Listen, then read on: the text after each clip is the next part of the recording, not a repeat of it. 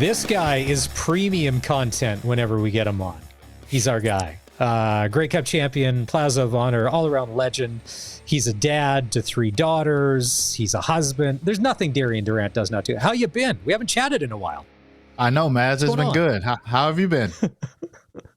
Living the dream, trying to not get in trouble from my wife or daughters and stuff, and talk a little sports here or there, stir the pot. Tiny little Dad bit. Life. This football team we cheer for, apparently they can't lose. So 7-1. Life's good in Rider Nation. Darian, you've been down this road before. Absolutely. Absolutely. Look, when you're winning and you're racking up these wins back to back like this, it's amazing. It's an amazing feeling, and there's no better place in Canada to be when you're winning than Saskatchewan. So the team is playing some great football right now, and hopefully they can keep it up as we move forward. And on the flip side of that, when you're going through a 7-game losing streak, maybe you don't go out to get your groceries. Maybe you just do that Instacart thing. Yeah. You and I chatted on Saturday, a couple hours before the Rider game. And I don't necessarily know that we even talked about the game, but we thought, the Riders, they play well, all 3 phases, they win. But Darian, be honest, a 28-point win in Montreal on the road, I think that caught a lot of us off guard. Yeah, I think so. I don't think anyone would predict that the Riders would go in and win in such a dominant fashion. I mean, from the opening kickoff, they just showed that they were the more dominant team, especially in Montreal. It's our place to play historically, but the Riders showed that they're not worried about what happened in the past. They've let it all go, and this is a new team. And for them to go on the road and dominate like this was definitely a statement game, in my opinion. So, kudos to the coaching staff for definitely having these guys ready. It's always a tough cross-country flight to go out to Montreal, and the festivities in that city could get the best of you as well. So I'm glad they were focused and were able to take care of business. Oh, festivities. That's a good way to put it. All right. So for most of us, we're average fans. We have no idea. We just see, well, the ball got snapped and the ball got thrown. Take us through this game on Saturday. The Riders got the ball. What did you see that they were doing on offense that was giving the Montreal defense and Noel Thorpe problems that started early and then continued throughout the game? Well, if you look at Noel Thorpe, historically, he doesn't like to play a lot of man-to-man, right? He likes to sit back and make you take the completions in front of you, and just hopefully you make a mistake. But sometimes you just can't do that with Trevor. Trevor's so good at taking the underneath throw and making sure that he gets his early completions and get everyone involved and gets into an early rhythm. And he did that. And what that did was that forced Noel Thorpe in Montreal to come up and play man-to-man. And when they did, you could just see the corner routes were on point. He was able to spot the blitz. He did a great job of looking off coverage and freezing linebackers. I mean, Trevor's just balling right now. And when I say balling, that's with a capital B, man. He's just doing everything right. He knows exactly where to go, and he's doing a great job of manipulating the defense with his eyes. So, whenever you're hitting and clicking like this, it doesn't matter what you do defensively. All you can do is hope that your offense can score and you can get into a shootout and maybe hope that Trevor makes a mistake. If Trevor Harris is in the zone, as you would say, there's been times in your career when you're in the zone. When it's happening, can you explain it? Can you manufacture it? Does it happen organically? If you're not in it, what do you do? What does that feel like? You just feel like you can't be stopped. And when the defense is balling like that and can get you the ball back, they're shutting Montreal's offense down. They just don't stand a chance. You know that, you're telling the guys, defense, give me the ball back because we're going to go down and score. They can't stop us. There's nothing that they can do defensively. I'm able to see every rotation of the defensive backfield. I see the coverage. He's just seeing everything. And when you're in that zone, I'm telling you, there's nothing you can do. And with an accurate guy like Trevor, whenever he's in the zone, defenses better beware. What was the Rider defense doing? Because McLeod Bethel-Thompson, if he ever did roll out, was running for his life. Not much of a running game. They just were everywhere. And it's funny, they seem to shut Montreal down. They had less than 100 passing yards going into the fourth quarter, which is crazy. Yeah, I just don't think this Montreal team has an identity. They're struggling at the running back position. They don't have a breakaway guy or a guy that they feel like they can turn around and give them the ball 15 or 20 times to get some positive things going for that offense. And when you're one dimensional, you don't stand a chance. I mention this all the time that if you can't get in second and medium or second and short situations, then, you're playing it right into the hands of the defense. So Montreal, they just don't look like themselves without Davis Alexander. I'm sure they hoping they can get him back pretty soon. And he's showing, why, they put all their faith in him in the offseason and made him the starter, because it just seems like, he's night and day better than Bethel Thompson right now. And this offense just functions better with him under center. How much does it suck when you're the starting quarterback and it's 31-6? It hasn't gone well. You're not going to win. And the defense has got his ears pinned back. And you're standing there, not again.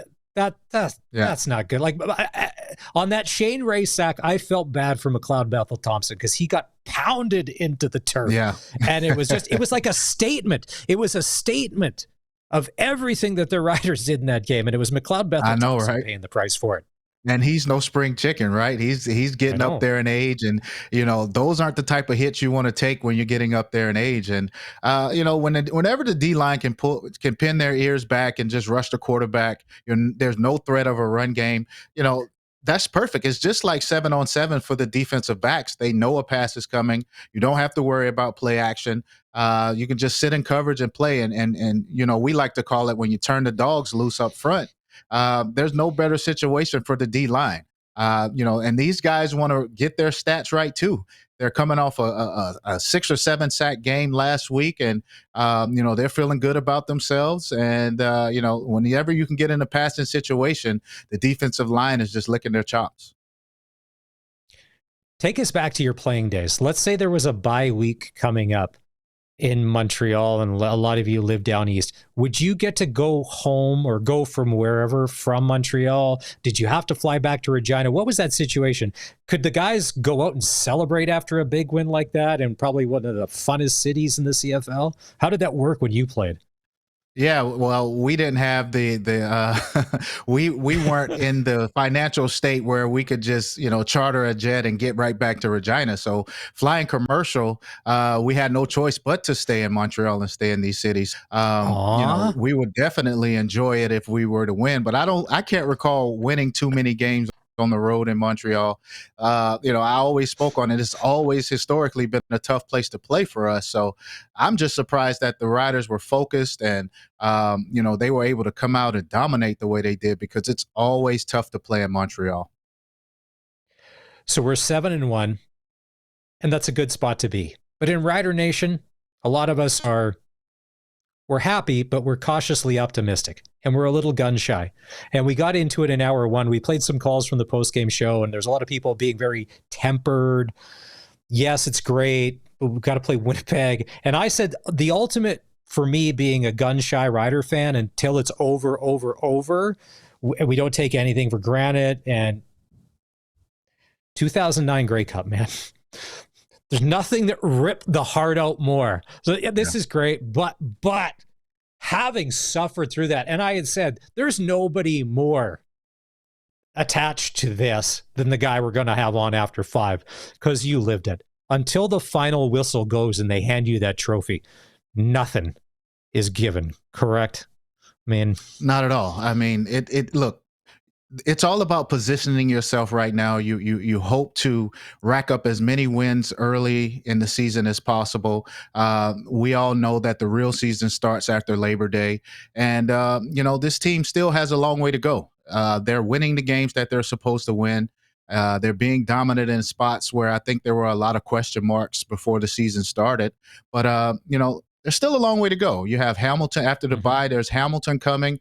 We'll see how they do this week.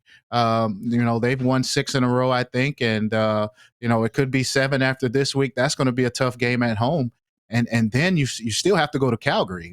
Calgary's the only team to beat the Riders this year, and they won at Mosaic Stadium. So before you look to Winnipeg, and I know everyone wants to measure the Rider team against Winnipeg, you still have to look at You can't. Well, don't even let me get to Calgary first. You still have to worry about this red hot Hamilton team coming in, and then you have to go to Calgary. And we all know that Calgary is a tough place to play, even though Rider fans always dominate that stadium.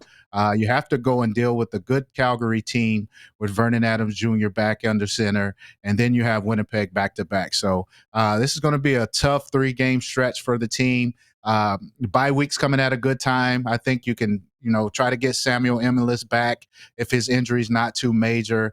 But that 3-game stretch of Hamilton and then Winnipeg back-to-back. I'm sorry, you got Hamilton, Calgary, and then Winnipeg back-to-back, 4-game stretch. That's when we're really going to see what type of team we have. Darian Durant, special Wednesday edition of Double Talk for Campbell Safety Consulting. Hamilton, hottest team in the league. They started 0-2. They won 6 straight. BC is there tomorrow night. Bo is playing elite football. But in watching the games, they've talked about how Bo as a quarterback has changed from just straight gunslinger to now he's going through 3 and 4 reads. Is that something you all had to do when you came into the CFL, from being a hotshot gunslinger to learning how to play the position and learning how to take what the defense will give you? Absolutely. I think when you come in and you're young and you're inexperienced and you don't understand how the league works, you're just going for raw gunslinger ability. I think in 2010, I led the league with 22 interceptions, even though we went to the Grey Cup. Nice. You're just out there slinging it, man, and you're just trying to, you feel like you can make every single throw. But what Bo is doing right now is he's just, when they take away Kenny Lawler, he's making sure that he takes the underneath throws. He's being very efficient. And, like you said, that's something that you have to learn as you progress and as you get older. It's all about protecting the football, playing a field position game. And if you look at what Bo's doing, he's just making sure that he doesn't hurt the team. And he's, able to put the team in a position to win in the fourth quarter. And he's been doing that the past couple of weeks with these game-winning drives. They take on the BC Lions tomorrow night. A lot of people thought that Nathan Rourke may never return to what we saw in 2022. And then there's people, no, he will. He just needs a few games. Normally, the quarterback is the highest paid player on the team. You were the highest paid rider, I assume, at one time while things were all going well. But your contract was kind of in line with other quarterbacks. The money seems so lopsided, and it's come out. It caused problems in the locker room last year. The money is so lopsided. He's close to $700,000, not $500,000. All the pressure is on him and all of that. You've had the weight of the world on your shoulders. Does it look like he's still playing with the weight of the world, or the weight of the Lions world on his shoulders, and he's not comfortable? Yeah, I think he's feeling that a little bit. And the pressure of, the way Vernon Adams is playing over in Calgary. Yeah. That may be in the back of his head a little bit as well. With some fans or some whispers maybe going on and with the Lions about whether they should have kept Vernon or not. But, the thing about when you sign for so much money, and I had to learn this as well, is that you may not have the type of weapons that you need, right? I look at the speed of these BC receivers without having Alexander Hollins and some of the other guys that they had when Nathan Rourke had his MOP season. I mean, you need those weapons, and sometimes it's better to not take as much in order to have the weapons around you. And when you don't have everything and the type of firepower that you need as a high-paid quarterback, then your team is going to suffer, and you're going to feel some of that weight because everyone's looking at your contract, and they may be asking, is this the reason why we're not having that type of success? So there's definitely there are multiple things that may be putting pressure on Nathan Rourke, and you can see it out there. I think he's pressing some games. He's throwing the ball. He's airmailing a lot of passes. He's throwing passes in the dirt sometimes. He just doesn't seem like his, like we saw a couple years ago. So, hopefully he can settle down, because I still think he's a great player. He's young, but sometimes not taking all the money and making sure that you can have the weapons around you is the better thing to do. if he was making $500,000, and that's great money, that's life-changing money, but that extra couple $100,000, that's two good receivers at $100,000 a year. And that seems to be the difference. And BC, if anything, at times they've looked great, but for the most part, they've looked inconsistent. Who knows on the road tomorrow night in Hamilton? The Bo Levi thing, and they got the defense is playing well. Yeah, and like you'd said, even without Kenny Lawler, it's all coming together. Edmonton goes on the road Friday night to go to Montreal. Cody Fajardo has made the Elks a better football team. They haven't won, but they look like a complete football team. Cody is doing Cody things. They look respectable. Do you think that Montreal's still banged up? Do you think Edmonton can go in and get a win on Friday night in Montreal? I think so. And I think Cody will be fired up going back to Montreal after the way they let him go this past offseason. Like you said, he's definitely given Edmonton hope. This offense looks totally different. And I think, this offense is tailor-made for Cody. It's more of a drop-back passing style offense, which suits Cody's abilities. He's very efficient. He takes care of the ball. He doesn't throw a lot of interceptions. And, it doesn't take for him to use his legs as much in order for this team to move the ball. So I think the offense fits him better. I would have love to see what they could have done with Trey Ford and using him a little bit different.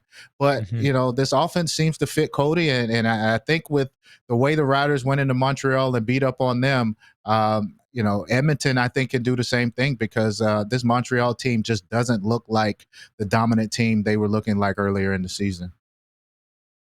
I said it last hour. If you're Ed Hervey and you brought in a lot of free agents, one of them is Tyrell Ford, you're paying him really good money. He's one of the highest paid defenders in the league. You're probably expecting him to make a play. Now, he was great in a very good Winnipeg defense, but he doesn't have all of that surrounding him now. So now he has to kind of come through. And it's in games like in Montreal where he may have to start being the game changer to earn his paycheck. Sometimes being the high price free agent and signing that ticket, just like with Rourke, kind of put a target on your back, right? Absolutely. I had to learn the hard way as well.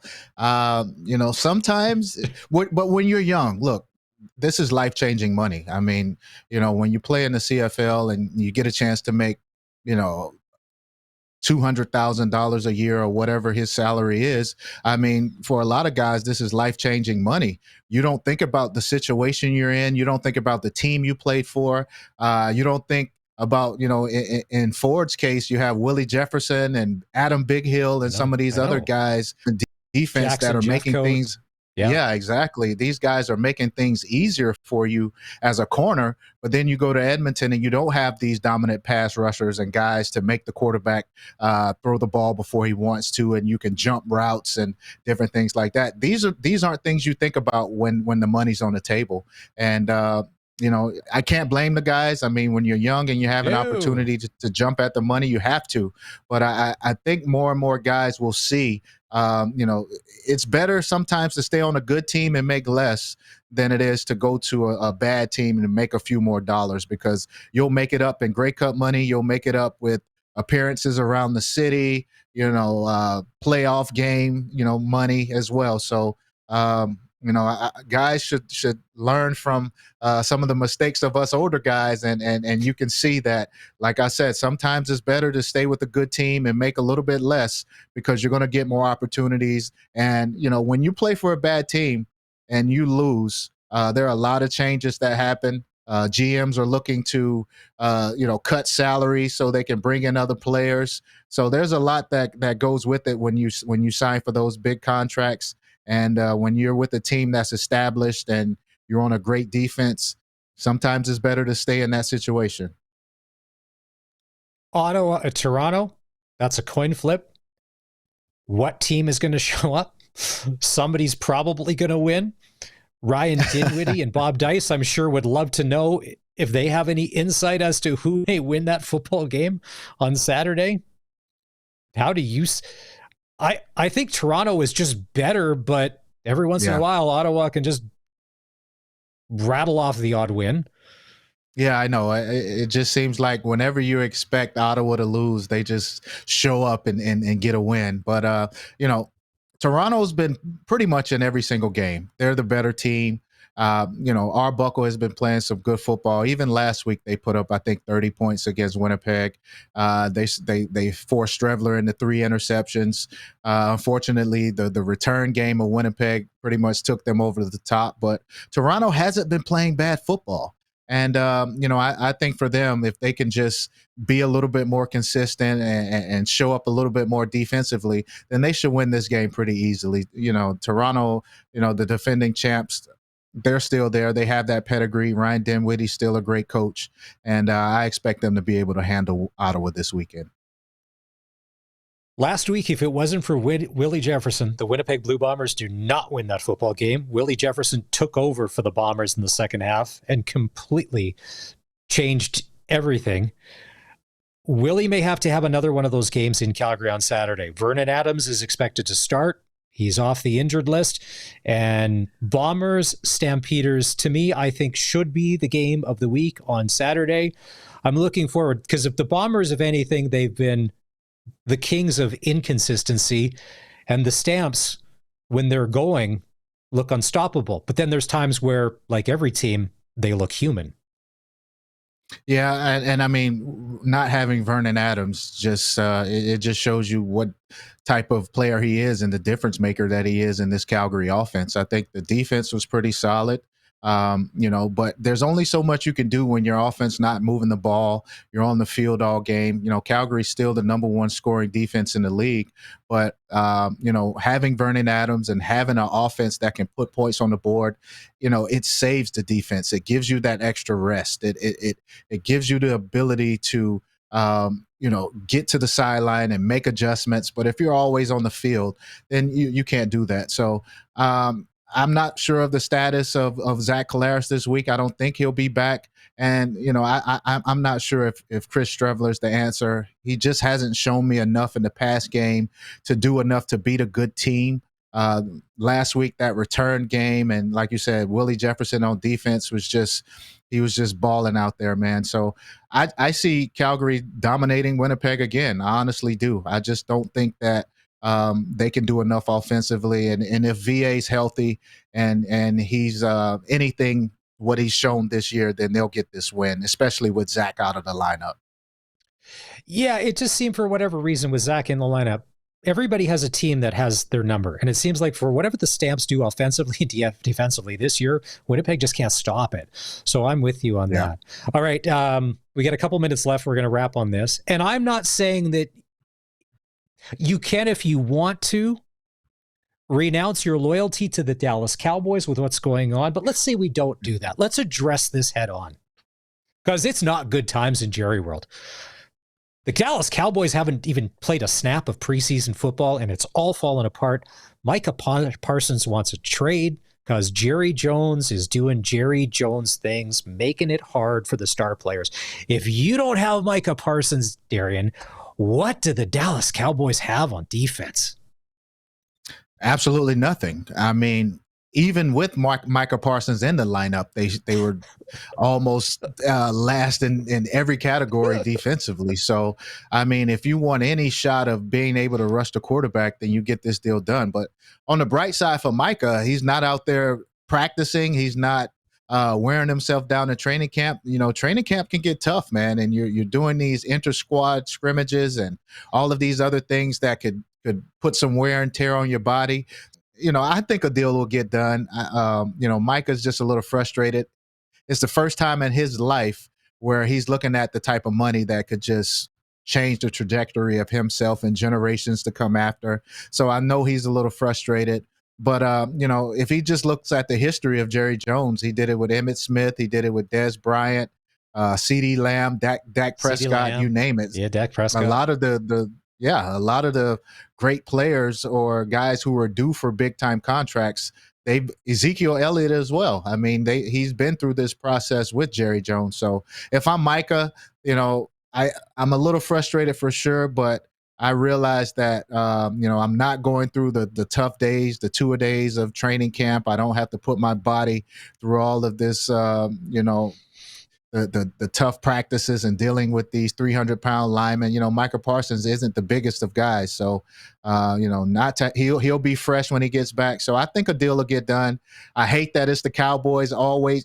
Usually when Dallas has a quiet offseason, that's when they have their best years, right? But whenever you have things like this going on, you can pretty much pin it that it's going to be a bad season for the Cowboys. So hopefully Micah gets paid, but I don't like the history of this because the Dallas Cowboys don't have good seasons when you have this type of turmoil. So let's say this is Darian Durant and the Dallas Cowboys, and let's say the Jones family was standing on the sidelines and you happen to take a snap. Is there any scenario where the ball you have to throw in that direction anyways? It may have slipped out of your hand and maybe just kind of zing by Jerry and the rest of the crew on accident. Like, is that a possibility? No, man. Like you don't want to bite the hand that feeds you, right? Especially when you're looking at $200 million. There's no way. I if I saw Jerry over there on the sideline, I don't know if I would even throw the ball in that direction. I mean, okay. I need to make sure his head is, he may get easily concussed at his age, right? So I need him to be clear-minded where he can sign his name on that big check that's coming up. And for anybody that's new to Double Talk with Darian Durant, we learned a couple of months ago that in Darian's NFL training camp experience with the Baltimore Ravens, he was fielding punts. And did you break your finger doing that, or you had a broken finger when you were doing that? No, I broke my finger trying to catch a punt, and never ever seen a punt in my life. Okay. But being a 5'11", 5'10" quarterback, you're trying to do everything that you can to make the roster, and if you know anything about NFL punters, they punt the ball sky high. I mean, higher than I've ever imagined. And I just didn't have any ball skills to get up under it and field it. So I tried to catch it, over my head like this, and it just snapped my finger down, man. So it was just a horrible time for me. So Monday on the show, we're going to do Double Talk in its normal day at time, just after 5:00. And I teased this earlier. We have him on other times during the week, but Double Talk on Monday. So you're going to get Darian Durant and CFL legend, a guy who you said was number 2 on your list of guys on defense you didn't like playing against. Charleston Hughes is going to join us. I'm really looking forward to this. Yeah, I am too. It's been a while since I've spoken with him, and maybe we can relive some of those good old rivalry games and, what he was going through mentally when he played us. And I could definitely tell him about how we game plan for him as well. So looking forward to it. I know it's going to be fun. We can probably all add in what our blood alcohol level was at some of those games in Calgary when things were heated and stuff, as far as fans go. And then if some people did get arrested as part of, getting kicked out of McMahon Stadium, and others were just told to leave or they would get arrested. There's a lot we can unpack. That'll be Monday's Double Talk right here on the Sports Cage. As always, sir, have a great weekend, and we'll catch up with you Monday. Too, man. Take care, Darian Durant.